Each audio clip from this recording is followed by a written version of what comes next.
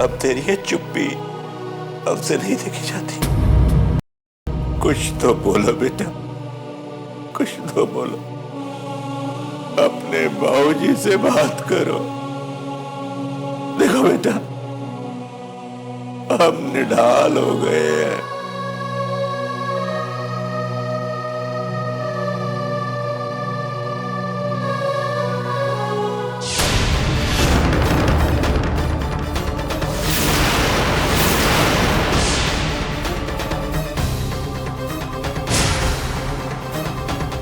हमें पता है ये काम किसका है।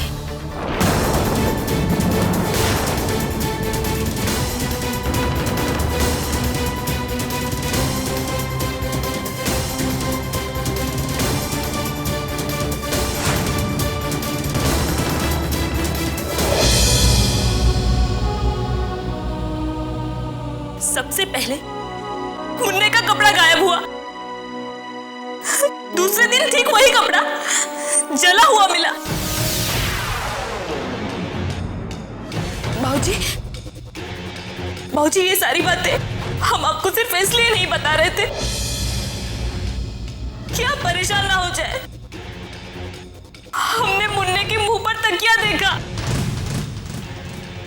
ऐसा लग रहा था जैसे इस तकिए से उसे मारने की कोशिश की जा रही थी। बाबूजी,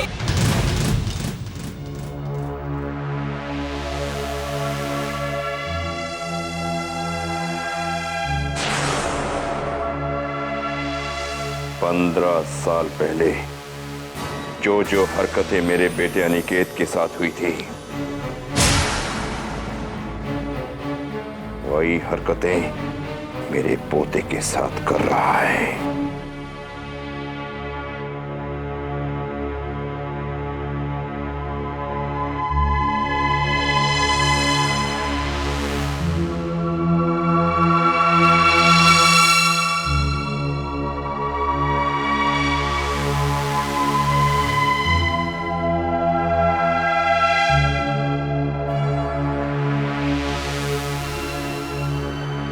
आओ बैठो। और सुनाओ, क्या चल रहा है तुम्हारे जीवन में? परीक्षा। परीक्षा? तुम तो कह रहे थे कि कॉलेज की पढ़ाई पूरी हो चुकी। अब कौन सी परीक्षा? रिश्तों की परीक्षा बाबूजी। माफ कीजिए बाबूजी, एक बात कहें, क्या हम आपको बाबूजी कह सकते हैं?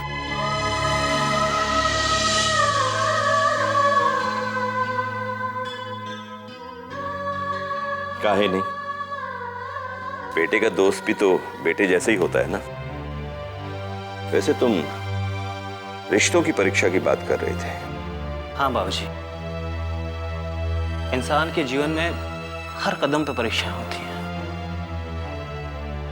कॉलेज की परीक्षा में अगर इंसान एक बार फेल हो जाए तो उसे दोबारा मौका मिलता है, पर अगर रिश्तों की परीक्षा में एक बार भी फेल हो जाए तो उसे दोबारा मौका नहीं मिलता रिश्ते निभाने का। देखो बेटा, परीक्षाओं से इंसान मजबूत होता है, कमजोर नहीं। हाँ बाबूजी, हम भी तो यही कहना चाहते हैं कि परीक्षाओं से इंसान कमजोर नहीं होता है। पर बाबूजी ये कहा, आप काहे कमजोर पड़ रहे हैं? बाबूजी, चेहरे पे उदासी काहे बाप, और काहे आप चुप चुप के रोते हैं?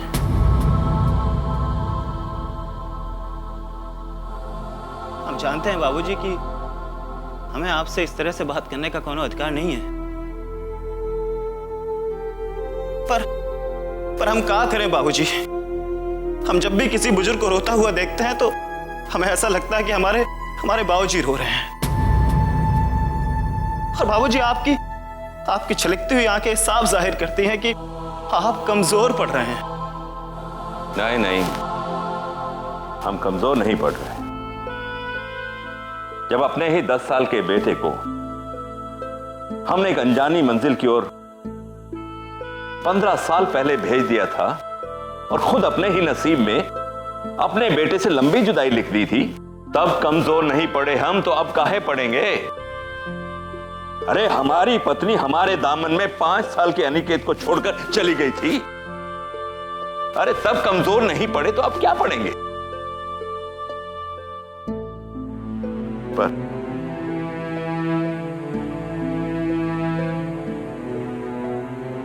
पर हैं तो हम इंसान ही। कौनो हमारे सीने में पत्थर का दिल तो नहीं है कि हमारी औलाद पर अनदेखी अनसुनी बुरी शक्तियों का हमला होता रहे और हम तड़पे तक।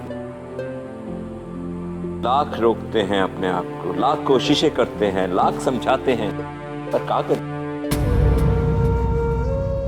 सीने में पिता का दिल है, कांप जाता है। पर इसे तुम हमारी कमजोरी मत समझना।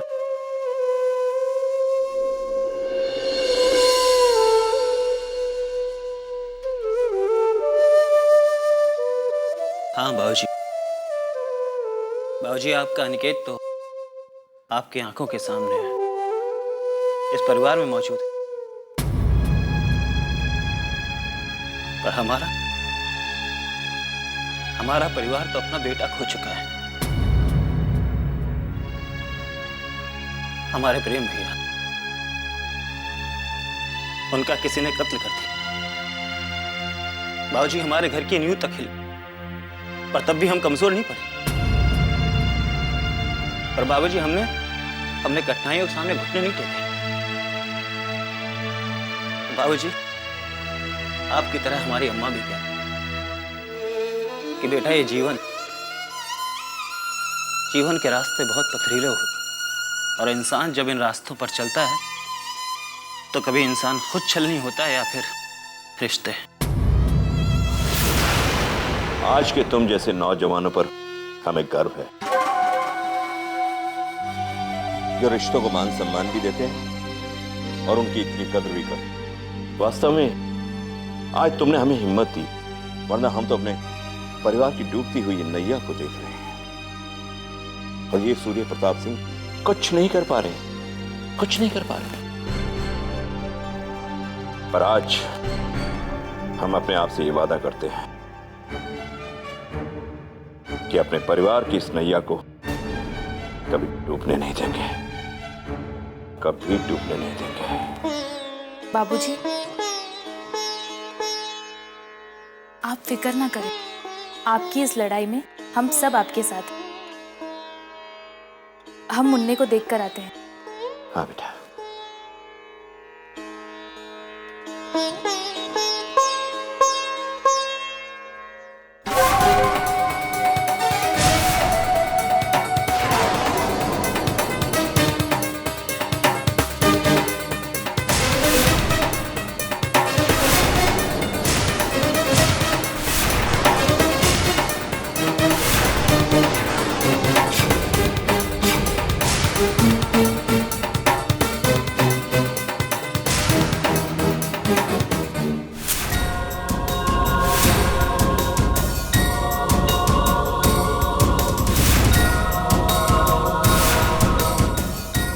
सो गया?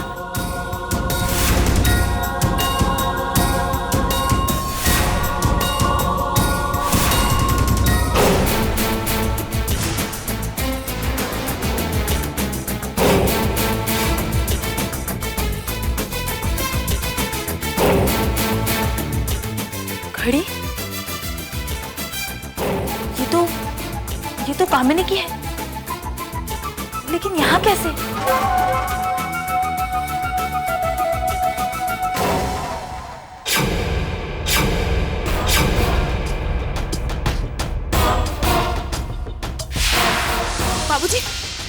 बाबूजी, वो मुन्ना के कमरे में कोई था।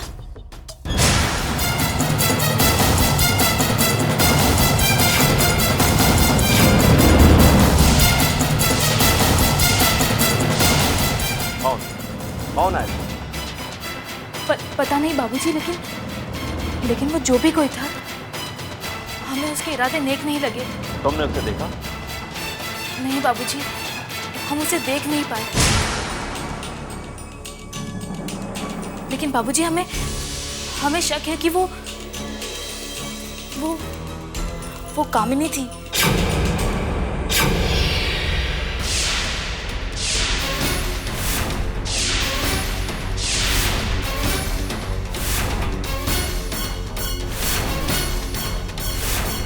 तुम्हें गलतफहमी तो हो सकती है।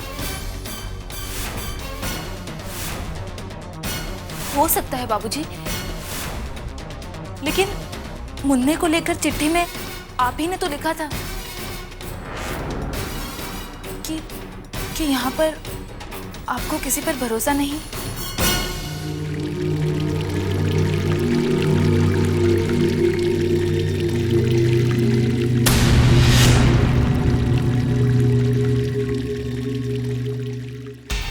पर कामिनी इस वक्त है कहाँ?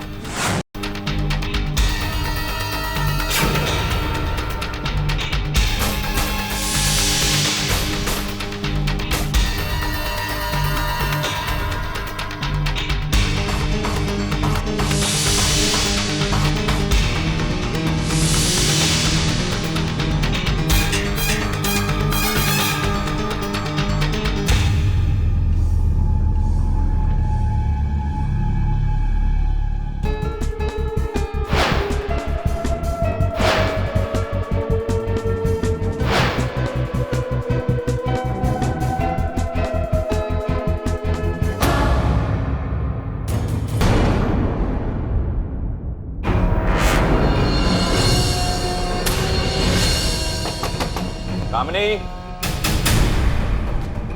कामिनी दरवाजा खोलो। कामिनी, कामिनी, अरे ये दरवाजा काहे नहीं खुलती? कोई ना कोई बात तो जरूर है बाबूजी। कामिनी,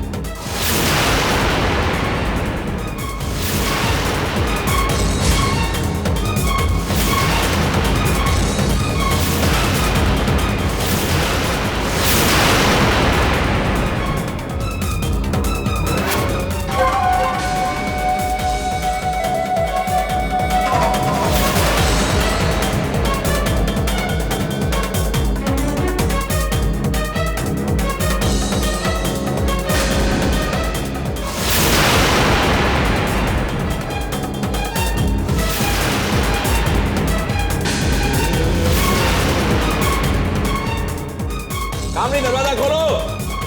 बाबूजी, मैं देखता हूँ, आप ही चलो।